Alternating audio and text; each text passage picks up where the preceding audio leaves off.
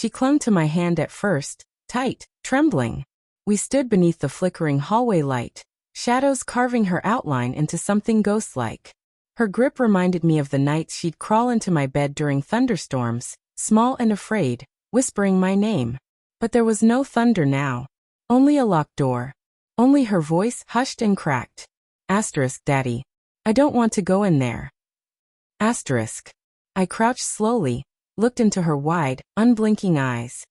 Eyes that had seen something too heavy for childhood. Why, sweetheart? I asked. Her lips parted, then sealed. Her throat moved like she was swallowing broken glass. Then finally, a whisper. Check under Mommy's desk. The door in front of us wasn't anything special. I knew the lock. I'd installed it. Brass, cheap local hardware store. The key slid in easily. The click echoed. When the door creaked open, the air inside didn't smell like a room. It felt like a revelation. Under the desk, 2 wine glasses. Half full. One with a trace of lipstick, bold, unfamiliar. The other smudged with larger, shakier fingerprints. Not mine. She'd always claimed late nights were for grant proposals, peer reviews, departmental meetings. She was meticulous. Too meticulous. A cracked drawer proved her undoing. 2 one-way tickets to Milan, set for next month. Neither under her name nor mine. Password-protected folder. My daughter's birth date. I didn't speak. Didn't gasp. Just stared. My daughter stood at the threshold, her eyes fixed on the red stain in the rug, a silent witness to the unraveling. I shut the drawer, turned, locked the door again, slipped the key into my pocket like it was a confession I couldn't yet say aloud. From that moment, I watched her differently. She never noticed. I mirrored her phone, texts, photos, call logs. He was married. A father.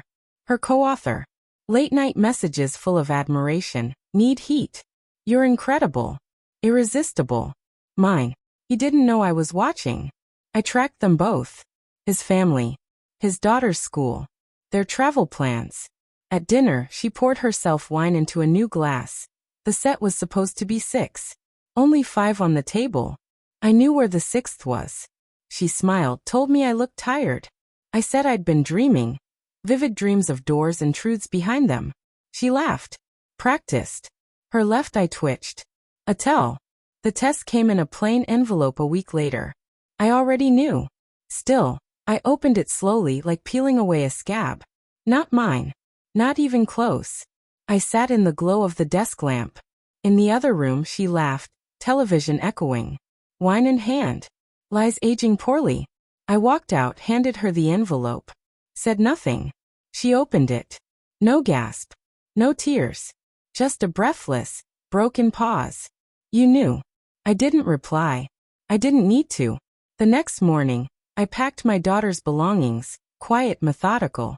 Tiny socks, hand-drawn cards, every innocent memory born from a betrayal I could no longer ignore.